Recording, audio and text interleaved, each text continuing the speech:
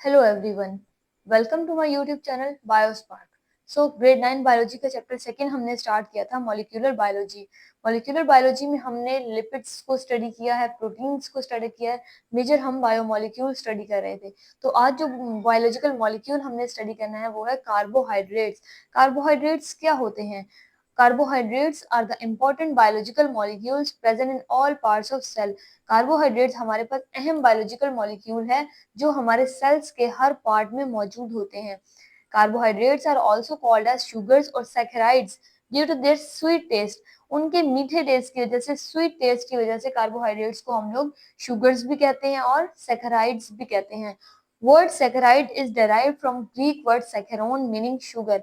अब word saccharide हमने कहाँ से लिया है? ग्रीक वर्ड, एक यूनानी लफ्ज है सैकेरोन जिसका मतलब है sugar. Most common and simple carbohydrate, glucose, is naturally produced in the green plants by the process of photosynthesis using carbon dioxide from air and H2O from soil. अब सबसे ज्यादा अहम और सिंपल कार्बोहाइड्रेट जो है वो है हमारे पास ग्लूकोज। ठीक है, जो हम नॉर्मली भी यूज करते हैं। तो वो कहाँ पे प्रोड्यूस्ड होता है? वो ग्रीन प्लांट्स में प्रोड्यूस होता है। किस प्रोसेस के जरिए? फोटोसिंथेसिस के प्रोसेस के जरिए, जिसमें हम कार्बन डाइऑक्साइड और वाटर को इस्तेमाल करते हैं सॉइल से लेकर। सो फोटोसिंथेसिस कौन सा प्रोसेस है? फोटोसिंथेसिस एक ऐसा प्रोसेस में जिसमें हम लोग कार्बन डाइऑक्साइड और वाटर को यूज करते हुए ग्लूकोज मॉलिक्यूल्स और वाटर का ग्लूकोज मॉलिक्यूल्स और ऑक्सीजन के मॉलिक्यूल्स बनाते हैं। किसकी प्रेजेंस में? सनलाइट की प्रेजेंस में और क्लोरोफिल की प्रेजेंस में। तो ये हमारा फोटोसिंथेसिस का प्रोसेस होता है। ठीक है, सो यहाँ पर आप देख सकते हैं डायग्राम में कि किस तरह से कार्बन डाइऑक्साइड के 6 कार्बन डाइऑक्साइड के मॉलिक्यूल्स प्लस 6 वाटर के मॉलिक्यूल्स लेकर लाइट और क्लोरोफिल की प्रेजेंस में, ये कौन सी लाइट है? सनलाइट है, उसकी प्रेजेंस में हमने क्या बनाया है? Glucose C6H12O6 plus 6O2 oxygen बनाए हैं। सो ये ग्लूकोज का फॉर्मूला है जो कि नॉर्मली हम लोग अपनी लाइफ में यूज करते हैं। Plants use sunlight energy for food synthesis. Plants क्या इस्तेमाल करते हैं? सूरज की रोशनी को, सनलाइट की एनर्जी को इस्तेमाल करते हैं खुराक बनाने के लिए, फूड की साइंथिसिस करने के लिए। This energy is stored as chemical energy in the bonds of glucose molecules. ये एनर्जी जो है केमिकल एनर्जी के तौर पे। केमिकल एनर्जी कौन सी एनर्जी होती है? ऐसी एनर्जी जो कि हमारे सेल स्टोर कर लेते हैं अपने अंदर, और जब जरूरत पड़े तो वही एनर्जी को हम यूज कर सकते हैं। तो वो केमिकल एनर्जी कहाँ पर स्टोर हो जाती है? बॉन्ड्स ऑफ ग्लूकोज मॉलिक्यूल्स के बॉन्ड्स के अंदर। And 4 kilo calorie per gram of energy is released when glucose is broken down in the cell. और 4 किलो कैलोरी पर ग्राम एनर्जी जो है रिलीज होती है जब ग्लूकोज का मॉलिक्यूल टूटता है सेल के अंदर। ठीक है, तो जो एनर्जी हमने यहाँ से प्लांट्स ने फूड की सिंथेसिस के लिए बनाई थी सनलाइट की मदद में, वो एनर्जी कैसे केमिकल एनर्जी की फॉर्म में ग्लूकोज के बॉन्ड्स में स्टोर हो जाती है। और जब हमें जरूरत होती है, जब एक ग्लूकोज का मॉलिक्यूल ब्रेक होता है तो 4 किलो कैलोरी पर ग्राम जो एनर्जी हमारे पास रिलीज होती है। Plants use glucose molecules to form complex molecules like starch and cellulose. अब प्लांट क्या करता है? इस ग्लूकोज की एनर्जी को, ग्लूकोज मॉलिक्यूल्स को इस्तेमाल करके कॉम्प्लेक्स मॉलिक्यूल बनाता है, जैसे कि स्टार्च और सेलुलोज है हमारे पास। Structure of carbohydrate. अब कार्बोहाइड्रेट्स किस तरह से दिखाई देते हैं, तो वो हमने स्ट्रक्चर उनका पढ़ना है। Carbohydrates are the compounds of carbon, hydrogen and oxygen with a ratio of 1:2:1 respectively। अब कार्बोहाइड्रेट्स कौन से ऑर्गेनिक कंपाउंड्स है ना ये भी। तो ये ऐसे ऑर्गेनिक कंपाउंड है जिसमें कार्बन, हाइड्रोजन और ऑक्सीजन प्रेजेंट होता है इस रेशियो में कि 1 रेशियो होगी कार्बन की, 2 रेशियो हाइड्रोजन एंड 1 रेशियो ही हमारे पास ऑक्सीजन की प्रेजेंस होगी। Literal meaning of word carbohydrate is hydrates of carbon. Carbohydrate की मीनिंग क्या है? लिटरली क्या मतलब होता है कार्बोहाइड्रेट का? कि कार्बन के हाइड्रेट्स, मतलब कि ऐसे कंपाउंड्स, ऐसे कार्बन के हाइड्रेट जो कि वाटर लविंग आप कह सकते हैं हाइड्रेट्स होंगे। ठीक है, तो ऐसे कंपाउंड्स जो कार्बन और ऑक्सीजन दोनों का, इसमें हाइड्रोजन का भी कॉम्बिनेशन होगा, तो वो हमारे पास कार्बोहाइड्रेट्स हो सकते हैं। This name is given because number of carbon atom is almost equal to the number of water molecules in the chemical formula of carbohydrates।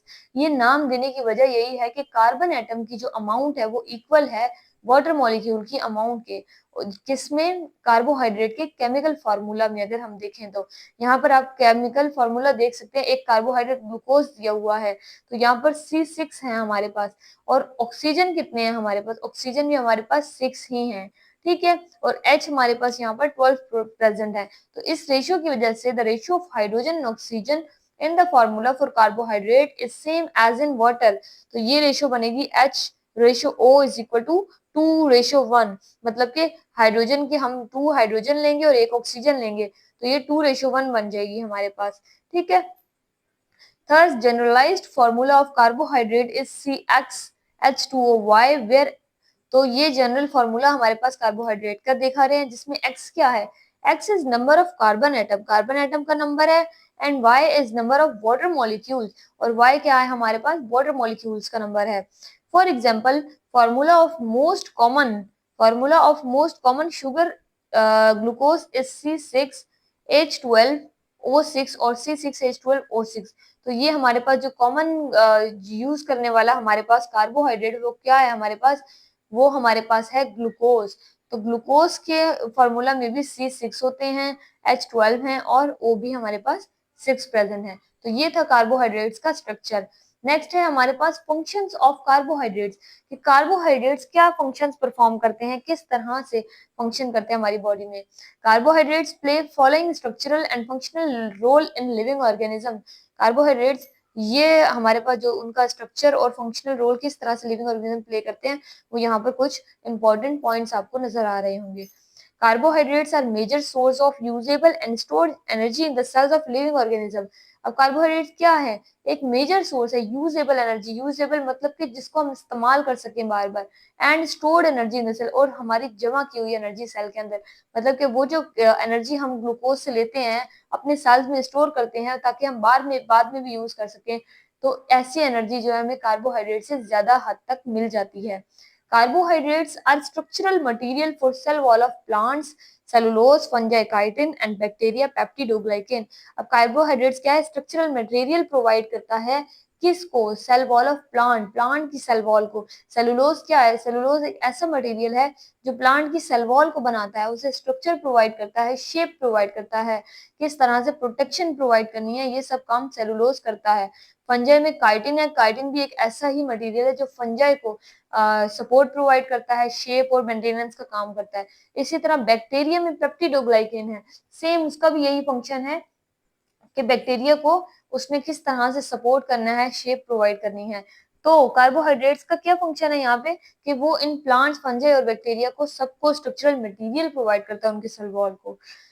Cellulose present in the cell wall of plant, fruit, vegetables, bran and whole grain is not digestible, hence act as fibers or roughage in the human diet। अब cellulose, क्योंकि वो plant की cell wall से ले आते थे cellulose, तो उसमें जाहिर है फाइबर टाइप कुछ जरूर होगा। तो ये कहाँ प्रेजेंट होता है, प्लांट की सेल वॉल में प्रेजेंट होता है, फ्रूट्स में प्रेजेंट होता है, वेजिटेबल्स में, इन सबकी सेल वॉल में हम कह सकते हैं। ब्रान क्या है, ब्रान मतलब के वीट्स हो गए, ग्रेन्स हो गए, बार्ले हो गए, इनकी जो आउटर कवरिंग होती है उसको हम ब्रान कहते हैं। And whole grain is not digestible, और होल ग्रेन डाइजेस्टिबल नहीं है तब तक, ये क्या होती है, डाइजेस्ट नहीं होती, और फाइबर और रफेज की तरह काम करती है ह्यूमन डाइट में। It help It helps in the movement of food efficiently through the digestive tract and effective in avoiding constipation। तो वो क्या हो गया, हमारे पास सेलुलोज जो हमारी इन फ्रूट्स वेजिटेबल्स की सेल वॉल में प्रेजेंट था, वो क्या होता है, पूरी तरह से डाइजेस्ट नहीं होता और फाइबर और रफेज की तरह एक्ट करता है ह्यूमन डाइट में। तो ये फाइबर हमें किस तरह से हेल्प करते हैं, ये हेल्प करते हैं हमारी फूड की मूवमेंट में, कि किस तरह से हमारा फूड जो है डाइजेस्टिव ट्रैक में मूव करता है, स्टमक में, हमारी स्मॉल इंटेस्टाइन, लार्ज इंटेस्टाइन में किस तरह से जल्दी जल्दी फूड एफिशिएंटली मूव करता जाता है, and effective in avoiding constipation. और इन्हीं फाइबर्स और रफेज की वजह से कॉन्स्टिपेशन की प्रॉब्लम से भी बचा जा सकता है। Cellulose fibre absorb away toxic chemicals which might be present in food. अब ये सेलुलोज फाइबर और क्या काम करता है, ये फाइबर एब्जॉर्ब कर लेता है टॉक्सिक केमिकल्स को, which might be present in food, जो कि हमारी फूड में प्रेजेंट हो सकते हैं, जो कि हमारी फूड में प्रेजेंट होंगे यहाँ पर, ठीक है। It is used in paper industry, ये पेपर इंडस्ट्री में भी इसका सेलुलोज का इस्तेमाल किया जाता है पेपर को बनाने के लिए। It also help in lowering blood cholesterol and regulates blood pressure. एक और इसका यूज है सेलुलोज का कि ये ब्लड कोलेस्ट्रॉल को और ब्लड कोलेस्ट्रॉल को कम करने के लिए और ब्लड प्रेशर को रेगुलेट करने के भी काम आता है। Sucrose is used as common table sugar and used as a natural sweetener. अब सक्रोज किस तरह काम करता है? सक्रोज हमारे पास एक कॉमन टेबल शुगर कह सकते हैं, मतलब कि जो आम रोजमर्रा की जिंदगी में हम चीनी इस्तेमाल कर रहे हैं वो हमारे पास सक्रोज होती है। इसको हम नेचुरल स्वीटनर कह रहे हैं कि मिठास के लिए हम जो इस्तेमाल करते हैं। Extra glucose in plant is stored as starch in their root, stem, fruits और seeds used as animal and human food. Extra glucose जो प्लांट्स में होता है वो कहाँ हो जाता है? स्टोर हो जाता है स्टार्च की, उसमें किस कहाँ स्टार्च की फॉर्म में स्टोर हो जाता है? रूट्स में, स्टेम्स, फ्रूट्स और सीड्स के अंदर, जो कि बाद में ह्यूमंस और एनिमल फूड के काम आता है, मतलब कि इंसान और जानवर जो है उसको फूड को इस्तेमाल करते हैं तब। Extra blood glucose is stored in animal muscle. अब एक्स्ट्रा ब्लड का ग्लूकोज जो है वो कहाँ? एनिमल मसल्स के अंदर स्टोर हो जाता है एंड लीवर सेल्स, और लीवर के सेल्स में एज ग्लाइकोजन, ग्लाइकोजन की फॉर्म में। ग्लाइकोजन भी एक हमारे पास कार्बोहाइड्रेट है विच सर्व एज एनर्जी बैंक, जिससे क्या होता है? एनर्जी बैंक कंप्लीट हो जाता है, बहुत सी एनर्जी इकट्ठा हो जाती है हमारे पास। It can be converted back to glucose when needed for energy. जब ग्लूकोज को जरूरत होती है तो ये एनर्जी हम दोबारा से हासिल कर लेते हैं। Chitin makes exoskeleton of arthropods. Arthropods क्या है हमारे पास? इंसेक्ट्स हो सकते हैं, हम कह सकते हैं इनको रेंगने वाले कीड़े कह सकते हैं, इसमें क्रैब्स आ सकते हैं, डिफरेंट इंसेक्ट्स आ सकते हैं, ठीक है। तो काइटिन क्या करता है? इन आर्थ्रोपोड्स की एक्सोस्केलेटन बनाता है। एक्सोस्केलेटन क्या होती है? कि उसकी आउटर कवरिंग, उसको सपोर्ट किस तरह से, ढांचा कह लें आप, सपोर्ट किस तरह प्रोवाइड करती है जो चीज, वो बनाने में काइटिन हेल्प आउट करता है। नेक्स्ट है हमारे पास सोर्सेज ऑफ कार्बोहाइड्रेट्स के। कार्बोहाइड्रेट्स की क्या सोर्सेज हैं? हम कार्बोहाइड्रेट्स को कहाँ से हासिल कर सकते हैं? Carbohydrates are the most abundant class of organic biomolecules. अब वो क्या कह रहा है कि कार्बोहाइड्रेट्स जो है प्रोटीन और लिपिड से भी ज्यादा हमारे लिए अबंडेंट है, जरूरी बायोमोलिक्यूल है। दे हैव वेरियस सोर्सेज, की बहुत सारी सोर्सेज हैं, जिसमें मोनोसेकेराइड्स, डाइसेकेराइड्स, सेलुलोज और स्टार्च, ये सब के सब क्या हैं? ये सारे कार्बोहाइड्रेट्स हैं जो आप फर्दर आगे वन बाय वन स्टडी करोगे। So monosaccharides such as glucose, fructose and galactose are obtained from fruits, vegetables and cereals. They are also present in honey. अब मोनोसेकेराइड जैसे कि ग्लूकोज है, फ्रक्टोज या गैलेक्टोज, इसको हम कहाँ से हासिल करते हैं? फ्रूट्स से, वेजिटेबल से और सीरियल से। अब सीरियल्स में क्या आ जाएगा हमारे पास? वीट, बार्ले आ सकता है हमारे पास में, गंदम वगैरह जो चीजें हम खाते हैं, ठीक है, मकई हो गई, ये सब कुछ हमारे पास सीरियल्स में आता है। तो और उसके अलावा कहाँ पे मोनोसेकेराइड्स प्रेजेंट होंगे? हनी के अंदर, शहद के अंदर भी बहुत सारा हमें कार्बोहाइड्रेट मिल जाता है।